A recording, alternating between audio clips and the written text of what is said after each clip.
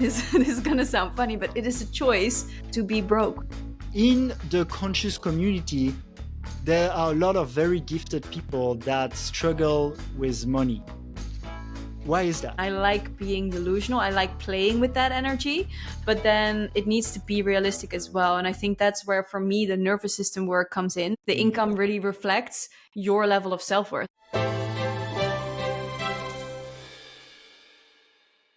Hi, welcome to this new episode of the Light Leaders. Today we're going to talk about why Lightworkers need to make money. We're going to talk about growing a coaching business, which you've done, Aimée, and you're helping people with, selling premium offers, and also money mindset and combining the feminine side of growing a business and allowing intuition and flow and something we love, but also having those specific practices and discipline to make it work.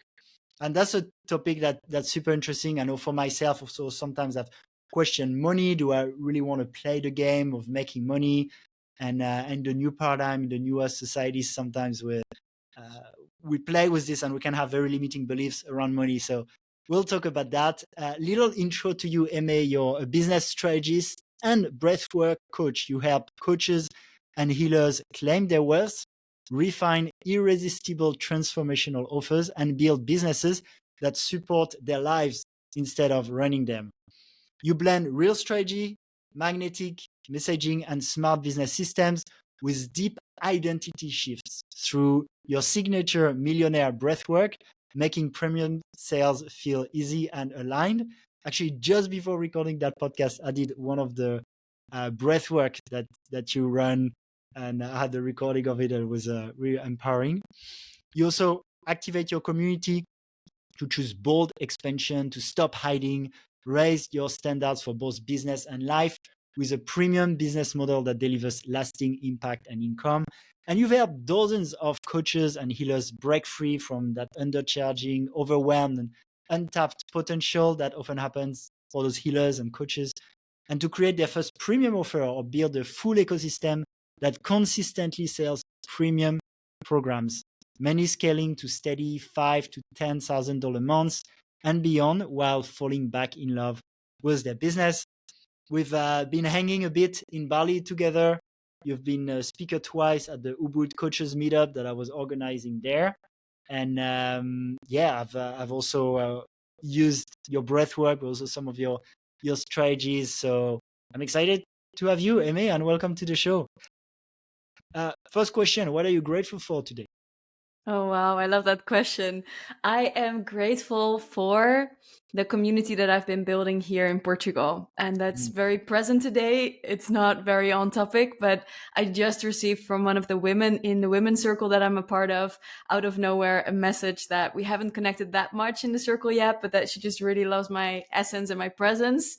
And I was just before this podcast dropping into that compliment and feeling into how powerful it is to surround yourself with people that are not afraid to share their truth and to also put in a little extra to make you smile. So that's, what I really feel grateful for today. Oh, that's beautiful. Thanks, Aimée. And grateful to have you on the show also for everyone watching us right now. I want to ask you first, in the conscious community, there are a lot of very gifted people that struggle with money. Why is that?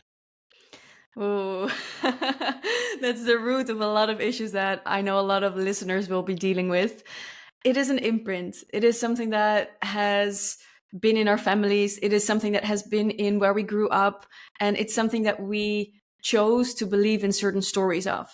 But it doesn't need to be the story forever. And I believe that it is this blockage that we carry around our actual self-worth.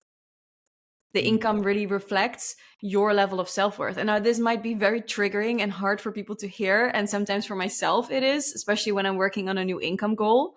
But for me, money and how you can play with that and the dynamics and the relationship you have with money, it really shows you a lot about how you show up in this world and how much you allow yourself to have in this world. Yeah, I love that. And I mean, deep down, you could say anything in your life is the reflection of where you are at and what you allow. And obviously that will be the case for money too. Yeah. What are the main blocks, or if I may, mindfucks of people around money? I would say in the spiritual community specifically, there is a lot about not wanting to have money. Money is the root of all evil. Money is the cause of all my problems. And that is kind of the easy way out. It's the easy way to kind of blame money without knowing why you're blaming it and running away from going a layer deeper. And then if you actually go a layer deeper, which is something I'm doing a lot right now myself again, because I'm going to my next income level, you will see that there's a lot of patterns about self-worth, but also about how are you used to spend money? What was said about money when you grew up? So it's very personal. In my personal journey, there's a lot about money where there was always a lack. And there wasn't always a lack. There was a specific moment in time when I was 9, also a very important age when you're being brought up and your program is created in the first 9 years of your life. And from that point, there was a moment where we moved houses. And so all the money that we had, we were above average with our family. It went into our house. So from that moment on, we couldn't go on holidays anymore. We didn't have a cleaning lady anymore. There were a lot of shifts that happened and money became more present in our life. So there were more conversations about money. There were more conversations where me and my brother were asking for things and the answer was no. And this has a big impact on how you show up and how your reality is being shaped. It can also be the other way when there's an abundance of money, but you don't feel accepted by your friends because there's something different in how you are brought up than with them. So there's a very personal journey around money, but on the surface level, it can sound like, I don't want to make more money. I have enough money, or just not feeling that money is something that you need. And in the spiritual community, there's also this big thing where people celebrate manifesting a lot of things without money. Yeah, And this yeah. is something very dangerous.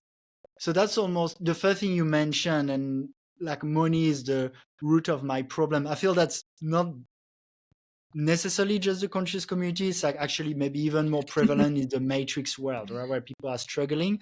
But then in the conscious community, I'd say also, yeah, what you mentioned, where there's like, I don't need money, or I don't want money, or I manifest without money. Yeah, the society is very programmed around money, and especially when you have resistance towards it. Everything has a frequency, everything is alive, even your thoughts, how you move through life, but we don't always acknowledge money. And there's a lot of frustration, even subconsciously, but even the rent that you pay, the food that you buy, it all has to do with money. So when you don't love money and you hate it, maybe you feel neutral, but most people don't feel neutral. When you hate it or you dislike it or you resent it, then whenever you're spending money, and you do that on a daily basis much more than you're aware of probably, there is an extra layer of hate or frustration that is created when you're spending this, because on the subconscious level it is still there even if you don't want to look at it. Mm. Yeah, I've done some work on that. I mean, I'm sure you work with some tools like writing a love letter to money, thanking money every time I pay a bill, and there's many different practices we can do. Yeah, and you can take that even to another extent. Like when you pay a bill, not just thanking money, but saying, thank you for this, and invite all your friends to come hang out with me and come back in threefold. And so you can play with it. And I like to be a bit Mm. more cheeky with the energy of money. Money in itself, it's an extension of energy. It is Yeah. neutral, and how you go about it is what it amplifies. So Mm. I would say, especially for good-hearted entrepreneurs, and there is a resentment towards money, if you can see it as what it is, a neutral energy, and then think about, okay, actually, when I have this in my life, whatever I do will be amplified. And if Yeah. you know yourself to be a good human, why wouldn't you need more money? Why wouldn't you want and desire more money? So you can actually take up more space in this world and go out there and create whatever it is you're meant to create, because money is here to support you. Yeah, that's really interesting. I can speak from my personal experience. There's a few things that came in my field where I would notice I rejected money. The first thing is because a lot of people are so attached to money, and they create misery for themselves when they don't have the money. And that's something I've seen around as a kid. Like if there's a money problem, if if there's something we can't do with money, it creates unhappiness. The swing of pendulum for me was like, well, I don't want to live a life in general where external things have so much impact on my well-being and mood. And so I don't want money to be impacting my life. So then the swing of pendulum is, okay, I'll put all my effort into being happy with that money. And then in the spiritual circles, you have the examples of the sadhus, of the sages, and some that live with very little money and who are very happy. And I think that's beautiful. It's such a beautiful example of the way to live. Now, from that place of detachment, it doesn't mean we have to live without the money. My intention now is to keep that level of detachment where I don't need that money to be happy, and at the same time embrace that there's so much more I can do in this world if I embrace money at the same time. Yeah, beautiful. I think it's also this dynamic that maybe if money is not the thing that you've been focused on or healing, but maybe you've been working on your relationships. And there's these dynamics of anxious attachment or the push and pull dynamics. When you look there, it's also very important to not get attached. And that's the thing with money as well. If you start treating money as someone that you have a relationship with, it becomes easier to see your patterns there and what you're doing and how certain traits that you might bring into your dynamic with money are not really serving you. Because by saying, I don't want money in my life to determine if I'm happy or not, that makes sense to a degree. But also, it puts this blockage of, I don't want more money because I don't want to be attached. And if you would compare to dating or being in a relationship, it would almost mean like you're not going to go on dates because what if you would get attached? And there's like this learning journey of how am I actually going to relate to money and how will I allow money to support me? And this reminds me of one of the breathworks that I've created where there was like a little love story with money. There's a lot of work that you can do with money, and especially with the millionaire breathwork that I do, it's very much about the subconscious brain and rewiring what you might not see on the surface level. So even when you write a letter, maybe it doesn't rewrite your story because it's not on a somatic level, not on a subconscious level. But with the breathwork, in that journey, there is the story of money loves me more. That's the title of the breathwork I created, and that's one that I go back to time and time again. Because what if money is so available for you? What if money loves you to its core and it wants to spoil you and it wants to pour into you and it wants to amplify your being, and there's no condition to it? It's unconditional love from money for you, but maybe you're the one that has been blocking it. And when you start to rewrite that story, it's not from attachment that it comes to you. It's really from this knowing and this being supported of.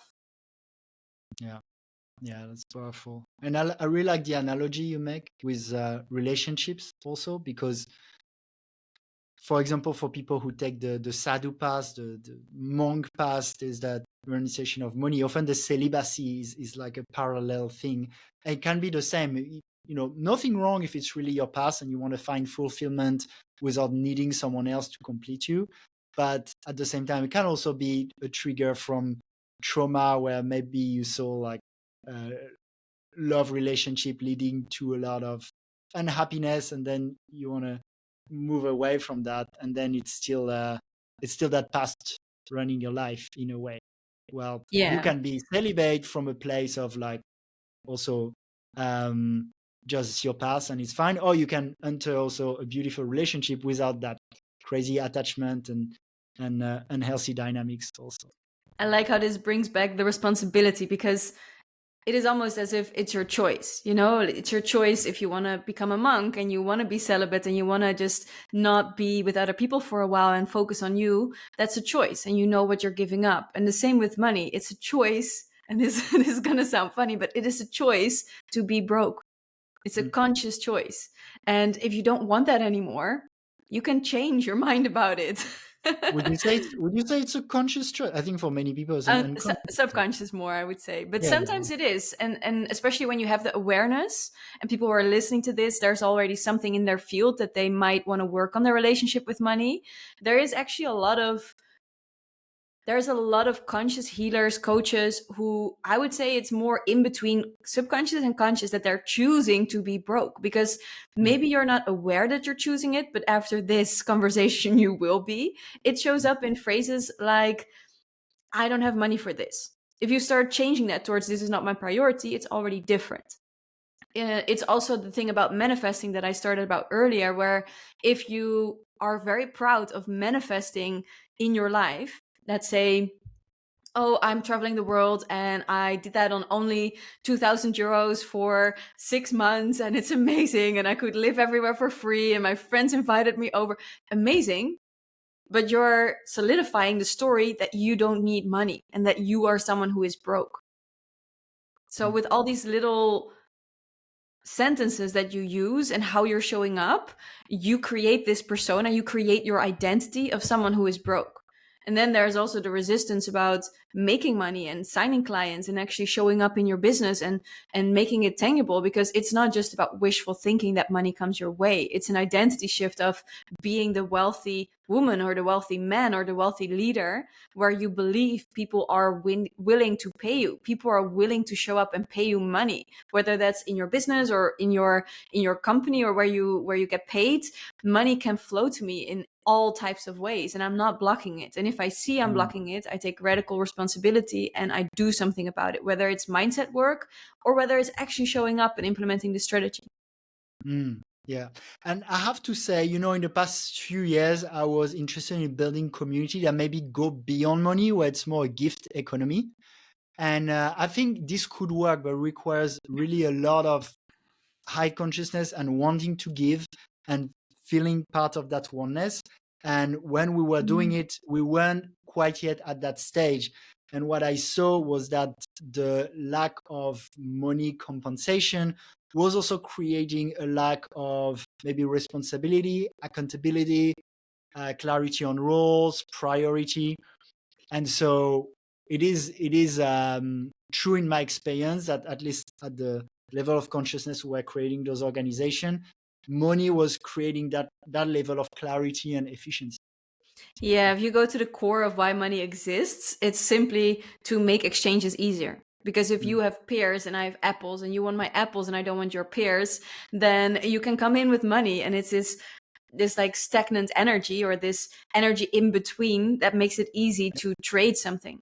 And that can go on a big scale. It actually is something that saves us a lot of time, because if you go around and ask all the people for the exchange, then you lose a lot of time before you actually find the right fit, or you have to go back and forth. So in the essence, money is just something that we use for time efficiency and for agreements and for moving forward faster. So if you really truly believe that money is neutral, then creating a community that goes beyond money, you have to ask yourself why. Why do I not want to include money? Because money in itself has done nothing wrong. Yeah. It was a system that we created because it was benefiting us and it's still benefiting us. And money is the currency of belief. We believe money has value and that's why we can use it in trades. And then what you do with the money is an extension of who you are. And if you choose to do something wrong with it and you choose to leverage it to create evil in the world, that's on you.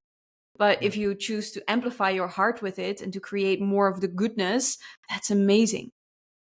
Yeah. And actually, some of the layers we had before we go to gift economy was probably to transition with a barter economy, but where the barter would have a barter currency. The only difference with money as we know it in the main system is that you would only be able to receive that currency from participating in activities that are inside the system. So if you were to sell weapons, for example, you couldn't bring that like kind of dirty money into the system. But if you come and you give healing services and you get paid inside the community, then you earn the token and then you can use it. So that's kind of that my pair against your banana kind of type of currency. Because I would like to challenge you on the neutral side though. I think money as an energy overall is neutral.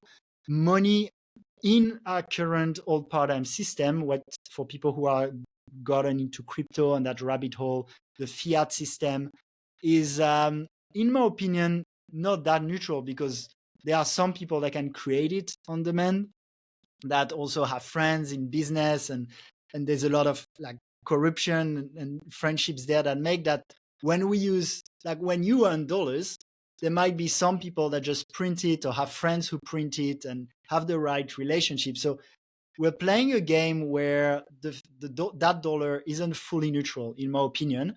Now, if it's still what we use today and we're just practical, we might all as well anyway do well in that system. I don't think there's any point totally rejecting it, at least until cryptos are much more democratized and we can use them in our everyday life. But to me, that neutral is not so neutral, actually.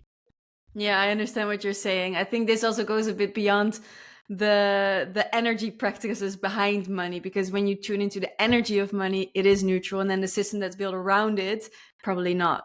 And that's also a shift that we are going through right now as the world, because of all the shifts we're going through. And it's a very interesting time. I think in the next 20 years, there's a lot of shifts that are going to happen that will determine the direction of the earth and the humans. And yeah, there's a lot of shifts going to happen. I think crypto has the potential to serve us in that, but it does start with an inner shift. And that's where, if you can go back to a baseline of money being neutral first, then you can go to, okay, how can we actually use this for good? Because if you still have a lot of beliefs around money being evil and the system not working and the system being corrupt, it's going to be a very hard move to go from one way to another. And then you will see people completely rejecting money, stepping out of the system.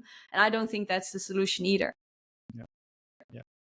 Yeah, it can be a little extreme. At some point, I was like, okay, I want to be rich in crypto, but not in dollar. And at the time, I thought the dollar was going to collapse very soon. That was during COVID. I still think it might, but we shall see, because it's actually I more think it's resilient. difficult because probably you also have a lot of people in your spaces, in your inner circle, and I have that too, of people who really hate money or feel scared around money or feel like the world is going to collapse. And I've been brought up with two parents who are spiritual, who are a lot into conspiracy theories. And for me, being a business coach and helping my clients make more money, while there is a deep imprinted system in me about my parents rejecting money. They've gone on their own journey and they've healed a lot. But I also am aware that I've been brought up with a scarcity mindset and with this imprint of, at some point, all the money is going to collapse. And it's kind of interesting because it's also saying, not directly, but my parents saying, hey, you are a business coach, you're helping people make more money. We don't believe in money. We don't believe in you. Which I don't think that's truly what they mean, but it is something that I had to work through. Okay, what does it mean if money actually collapse? And the principles that I'm teaching people and what I would tell people to really focus on in their journey with money is value, because money in itself is a reflection of the value that we think something has, of the belief system. So whether that's in crypto, whether that's in dollars, I think it's good to spread your options, to have money in multiple baskets and to see how it will play out, because we just don't know. But then there's also this level of, okay, if the dollar would ever collapse, I'm a business coach. I know how to create value. Whatever the new currency will be, whatever the new system will be, I know how to create value. And that's the most important thing, because it's not really about the money. Money is just an extension of what we can create with it, of what we can do with it, of who we can be with it. Yeah, and then it will be similar work with the new currency anyway. It would still be the money mindset practices, just with that new currency. Exactly. And that's why I think it's neutral. Maybe the money that we know now, how it's shaped in dollars and euros and crypto, maybe there's a lot more negativity because there's a lot of projection. Let's say you walk down the street and you see someone that you've never met before. You can feel very neutral to them. So that could be the new currency. But then if you walk past someone that you've dated for 3 years and it was a narcissist and it was a horrible experience and you lost yourself in the journey of it, and then you see them walking on the street, you're not going to be neutral. You're going to have a lot of responses to it, unless you've done the inner work and the healing. And I think that's the way to look also at how you're going to reprogram yourself around money, because in the end, it doesn't really matter how money is showing up in the world. It's more about your inner world. When you walk past someone who has mistreated you, who you would label as a narcissist, I think it's also a word that's thrown around a lot lately. But when you see someone like that and you can still cultivate this inner joy and this gratitude for the journey that he put you on or she put you on, it is already a game changer. And I think that's the way to approach anything in life. But money is really an amplifier of that as well. Beautiful. So I think we can agree that anyway, whatever is going to happen to the dollar and whatever the future holds, which we can't predict perfectly anyway, right now, unless you really live in crypto bubbles and stuff, you generally need the dollars, the euros, or you need money in general to operate well and have influence in this world. I mean, there's people that might do it in different ways, but for most people will be the case. That's the route you're going towards, that's the route I'm going towards with my coaching business. And the idea is, yeah, to like if all of us who want to create the new earth, the more conscious, beautiful world that our hearts know is possible, have more money, we can buy land, build community, have more influence, like do all these things. Of course, is gonna help. So I think that was a bit that first part why light Mm. workers, healers, light leaders should make money. And I think we can agree that if we take the world as it is now, it's a good idea for most people, and I wish I more would do love that. to And I bring know it's something what you do. in. Yeah. I think this has been a good opening to really feel for people, okay, what does money mean to me? And some people probably dropped off because it's very challenging to actually sit with Mm. yourself in the money journey and the story that you tell yourself or the story that we're sharing right now. But I also feel like it was quite practical and heady. So I would love to maybe take 1 minute to drop into the heart and to also Mm. close like the initial connection that we made with money in this episode with dropping into the heart instead of the head. Is that okay to guide like 1 minute of breathing? Please, Aimée. Okay. Let's sit comfortable and maybe straighten your back and close your eyes. Take a deep breath in through the nose and release out through the mouth. Feel where you are right now and what you picked up from this conversation so far. And I invite you to breathe through the nose 6 seconds in and 6 seconds out so we can drop back into the heart. So breathe in, 2, 3, 4, 5, 6. Out, 2, 3, 4, 5, 6. In, 2, 3, 4, 5, 6. Out, 2, 3, 4, 5, 6. Keep breathing in this pace while you feel your energy shift from your head into your heart. And I invite you to think of the last time that you spent money, whether it was today, yesterday, this week,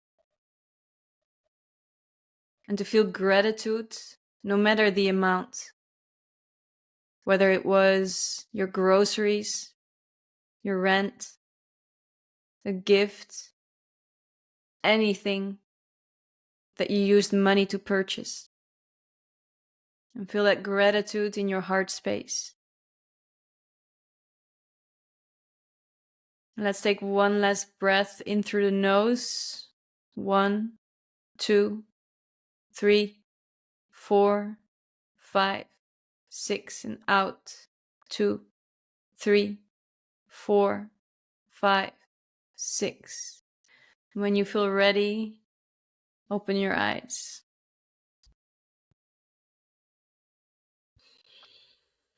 If you feel like sharing, I would love to hear what your last money was spent on and what gratitude you felt for it.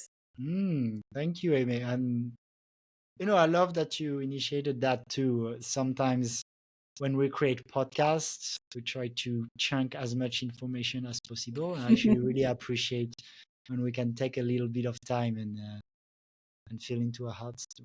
Yeah. So the last thing I spent was I just came back home. At first I thought it was the restaurant, but actually I came back home and I recharged the electricity of our villa here in Bali. And so we put 1 million, as we casually do when we live in Indonesia, 1 million rupiah to recharge the electricity. And it's so magical that in 5 seconds I did a transfer from my bank, and boom, we have Mm. the credit for electricity, and we can do all these beautiful things that electricity allows. And money is, let's say, lubricating that whole machine where there are people working and factories that allow me to have electricity in my home now and magically have light when I switch a button. Beautiful. Yeah. I was thinking of mine, and I went to the weekly women's circle that I'm a part of. I paid for the parking, which, yeah, like for me to be there, and yeah, to just every week I drive there very consciously. It's an hour drive for me, so it's quite the commitment, but I really, really love this community. And then I went to yeah, like a healthy restaurant close by where I work a little bit, because then I don't have to drive through traffic. And I ordered some food, and interestingly enough, I did put gratitude when I paid for it. And then I remember when I was eating it, I was like a little bit contracted, like, oh my God, I ordered the wrong thing. I thought there would be more sauce. So also now realizing, like, actually, I am really grateful for that meal. It was beautiful. Hmm. Hmm. Yeah, thank you so much for sharing. I'd love to know, do you want to share a few more things around money mindset or the practices you have? Yeah, so what I do is the breath work. That's one of them, like this one, to drop into your heart, which is super easy. It is also a deeper journey that the ones that you've experienced also in Bali. And I think also the one that you did now, but I don't know which one you did, where we go a little bit deeper for 25, 35 minutes, and you really unravel subconscious patterns that you might not even know you're aware of. I've done many of those, and whenever I host an in-person session, especially in person, sometimes also before the online ones, I do the journey myself. And I've had beautiful experiences coming up with what really was the story of money in my family, and how I was putting blame on money with that, how I was really resenting money for the shift that happened in my family after the move when I was 9, and things just going kind of downhill in the family as the same time money was disappearing. So that's one that I do just regularly, like once a month or so, to really anchor in, okay, who am I being with money?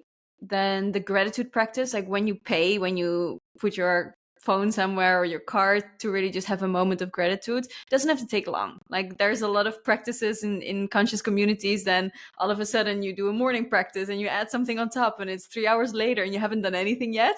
That's not what I want for you. But whenever you're doing anything with money, whether you're spending it, receiving it, when I just started the premium breakthrough experience, a new round, and the clients that joined, I've really spent some time with welcoming them in energetically and just really being with them, and the gratitude towards them choosing this container. So yeah, there's these type of practices that I would recommend, but especially when you're new to it, spend some time really listening to people with different opinions about money, Mm. and to see how they talk about money to themselves, to other people. I would also say it's not always about what you need to do more of. Sometimes it's also what do you need to do less of. Certain phrases, Mhm. certain things that you just don't want to have in your vocabulary anymore. And it might even look like setting boundaries with certain friends that you don't want to have certain conversations about money, or maybe even removing people from your life if it's that extreme. I've done that in the past. Yeah, you can also call them to rise and to say, like, hey, this is a new path that I'm going into, and this is what that will look like, and I'm inviting you to come with me. But yeah, if someone is not ready for that, and you really, really are serious about calling in more money, more abundance, changing your lifestyle, changing who you are being, it also comes with letting go of certain things and people as Mhm. well. Yeah, I love that. I'm also doing so twice a day I meditate, and I've added at the end of my meditation I do gratitude and prayer, and I make Mm. sure to include in my gratitude and in my prayer money and financial abundance, because they're often the forgotten side. Like when we pray and when we're grateful, we're often grateful for like nature Mm. and people in our lives, and that's beautiful, and I do that too. But money and technology also are often things that we forget, but are really nice to have. So I think it's good to have I love gratitude the way of technology. I'm everything. gonna use that as well. Yeah, like my laptop, my iPhone, ChatGPT. Like I also want It's to send amazing. gratitude to that. Having a doing a podcast right now. You're in Portugal. I'm in Bali. How cool is that? Exactly. But often it's rarely part of the gratitude circles. Thank you for sharing that. um, yeah, it's interesting. I'd love to ask you about that balance between being in that abundance mindset and at the same time being realistic. It's almost that feminine, masculine, like, okay, I want to live in that state of abundance. And, that's something I'm conflicted with sometimes. At the same time, I want to be responsible. So, for example, right now, if my next trip to Europe, I buy first class ticket, I feel with my level of finances at the moment, wouldn't be such a smart move because other things I could do better with my money. But maybe buying a business class or first class ticket is also what puts me in that new identity where actually I would make so much more Yeah, money just by being that person. So it's where do you tricky. put the balance? I would say don't spend money that you don't feel comfortable spending. So what that means is if you would invest into a business coach and you need to put out a loan. I have lots of clients who borrow money from friends or family members because that will give them the space to actually join. If that feels comfortable for you, go and do it. If it doesn't, don't do it. Find another way. Make money first. Which is actually quite different than what a lot of premium business coaches would say, and that actually you need to feel a little uncomfortable for you to be all in it, or that Yeah. uncomfortable is your growth. Yeah. So it's probably still going to feel a little bit uncomfortable when you ask your family to borrow money. Mm. But there is a very big difference between feeling uncomfortable and feeling like the world is being ripped underneath you and there's no floor to stand on anymore. Yeah. That's a very big difference. And there's this part of the industry that says be delusional, and I like being delusional. I like playing with that energy, but then it needs to be realistic as well. And I think that's where for me the nervous system work comes in, because yes, you can stretch yourself. If you're not uncomfortable in your business, you're not really running a business, because a business is about expansion. It's about growth, and growth only happens when you stretch your comfort zone. So it's very true that you need to feel on the edge. You need to feel a little bit uncomfortable, because even if it's not in the direction of pain, like you don't feel scared because of pain, but you feel scared because of the level of success that you might reach, which means letting go of people, letting go of certain parts of your identity that you feel attached to. That still comes with discomfort. Success is not something that goes without discomfort, because it's a new version of you. It's a new world. It's an unknown that you're stepping into.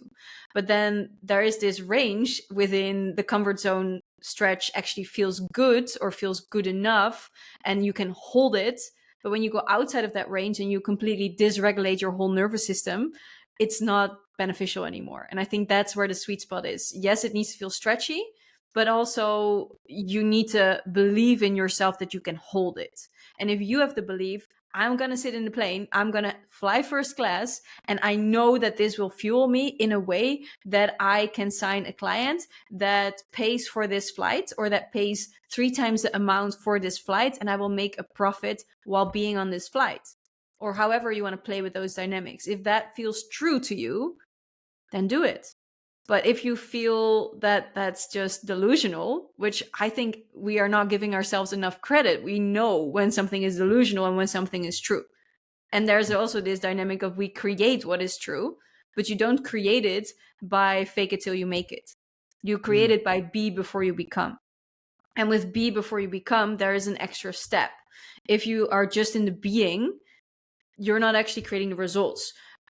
I don't know if you know this concept, but it's be, do, have. And it's something that I've spent a lot of time with. So I see you understand, but for the people listening, I will break it down a little bit more. A lot of people think you have to have something first and then you can be that version. So I have to have 10K months and then I will be this, or I have to have 5 clients and then I will feel confident about what I do. But that's not really the order that it goes in. It's really about identity work. And that's what I work with besides the strategy as well. Because if your identity is not on board, it's always going to feel so much harder to show up. You can compare it to when you go to the gym. If you don't see yourself as someone that goes to the gym or goes to yoga or whatever it is you want to fill in the blanks, you will always have resistance. You will always wake up like, I really don't want to go. You might still have that if you have the identity, but because your identity is so core rooted in this is who I am. I'm someone who goes to the gym 3 times a week. No matter where I live, I always find immediately the next gym. That's how it goes. It's so much easier to show up. And even if you don't show up, you will notice that something feels off because you're not living up to your identity. So when you're being that version of you gives you a lot of fuel to show up in a different way. Yeah, but then I would love to give another example. For example, as a podcaster, someone could think, okay, when I have 5 hours a week, I will start a podcast and I will become an authority or a conscious leader. Or you could be like, well, no, I am actually a conscious leader. And as such, I have a podcast. And because I'm a podcaster, I make 4 or 5 hours every week to have it happen. Exactly. And a lot of people who are not willing to put in the work, they think, oh my God, yes, that's amazing. Let me just be. And they forget about the do, which is then actually starting the podcast. So if you would feel like, oh, I'm an authority, I'm a leader, but then you wouldn't really do the things that a leader would do, there is a disconnect. It's just not going to work out. And that's the same with if you think, okay, I can be that version that goes on the plane and has the first class, and I will just be in the plane. But then what those people don't know or don't do is the next step. The leader that actually came to a place where it makes sense to fly first class and to have that ticket is also the one that shows up differently. You cannot just skip from being the version of you that doesn't have an income towards the version of you that makes 10K without any steps in between. Yeah. Does that make sense? Yeah, it does. It's A little thing I wanted to add, also something that came in my head. For example, 2 years ago, I was flown business class to go to a community event in Ibiza. And a part of me was thinking, oh, business class, like you could have 5 people flying for that. And I think when we talk about the first class or money, at least I have sometimes that idea, oh, if I spend 5,000 for this, maybe I could help 100 villages in Africa, or which is true. Like there's a lot you can do with that money instead of spending it on yourself, share it with other people. But the idea to me in being of that system of abundance is there's not a limited amount of money. So maybe if I fly business class, I arrive in Europe really rested, and I can create so much more abundance that then will ripple into even more than if I just gave that money straight away. Yeah, And I there's think a with balance money, there. Yeah. it is also a lot about, the balance is there for sure. And it's also a lot about putting on your air mask first. We're talking about planes anyway, and really making sure that you're taken care of. When you are in a place where you can give freely and when you don't have any pressure on money and even the choice of making these things, like when you spend money, for me, it's always clear, like these are my quote unquote rules about how I spend money. If I use something every day, then I spend more on it. If I don't think I will use it that often, I'm not going to spend too much money on it. Like it's when you start making money, there's this dynamic that shifts where it almost feels as if you need to buy the most expensive option. And I've gone through that myself. I've bought a lot of things that I didn't really need. And it was a shift of, do I actually respect money? Do I respect money for what it can do for me? Because just because I have a lot of money doesn't mean that I need to be the one paying for dinner, or that I need to be the one that pays for gas, but everybody else asks for money back, like, and then there's the other side where actually I would love to be the person that pays for gas because I want to be that person, because I would love to not worry about asking for €5 back every person that drives with me. So there is a range between, okay, what do I want to stand for with money? What is my truth in it? And then just acting accordingly. Yeah, it's an interesting one also with that relationship and how we're perceived. I had in the past experiences in my family where I felt if I have money, I'll never know if I'm loved for my money or for myself. So at least if I don't have money, I'll be loved for myself. Yeah. Yeah, there's such interesting stories that we tell ourselves. It's so Yeah. interesting to dive into them because the reason why you're broke right now, or why you don't have the amount of income that you want to have, or where you feel blocked, even just energetic stagnation, it's because of the stories that you subscribe to. Mm. And it's also up to you to just say, hey, this is not my truth anymore. Yeah. Yeah. Amazing. I mean, we've covered a lot. I'd love to finish more with a little bit about practicals. If Mm. people want to, like a lot of people in our field, they want to help other people and they end up becoming coaches or healers, like, the joke, like everyone's becoming a coach these days, which isn't true, but in Bali, a little bit more for sure. And yeah, there's more and more light workers who do this work where they're like, you know what, I just love helping people, might as well make it my job. And a lot of people have beautiful gifts, they're really good at their practices, but they can be struggling a little bit. And so what are practical tips for coaches, healers, light workers that now are convinced, okay, I want to make wild amounts of money and grow my business? Mm. Yeah, I think the first steps is even getting more subscribed to the idea, not just making a little bit money, not just healing your relationship, but really, I want to make wild amount of money, and also identifying how much, and to really mean it, and to also know what that means. Because when you're an entrepreneur, a lot of people come from either corporate or they already started their whole life being an entrepreneur, but they don't really know what it means. And it means that you have a business. So there's a side of the feminine and the masculine in a business, the intuitive, the flowiness, which a lot of conscious spiritual people bring, or they came from corporate, had a burnout and resented the structure. That's a lot of the type of clients that come to me because I've really helped bring that back in a healthy way. And it's really about allowing yourself to be that version as an entrepreneur and to have the identity of an entrepreneur. And what does that mean? Like when you actually choose to make a living of your income, of your gifts, it means that you need to make money, because if you're not making money, you have an expensive hobby. And this is also where a lot of people either transition too soon, and they say, okay, I want to do what I love for the rest of my life, so I'm going to give up my job right now. I don't have a safety net, I'm just going to go all in. It will work out. I think there's like 5% of people that make it that way. So just to be realistic, what do you need to succeed?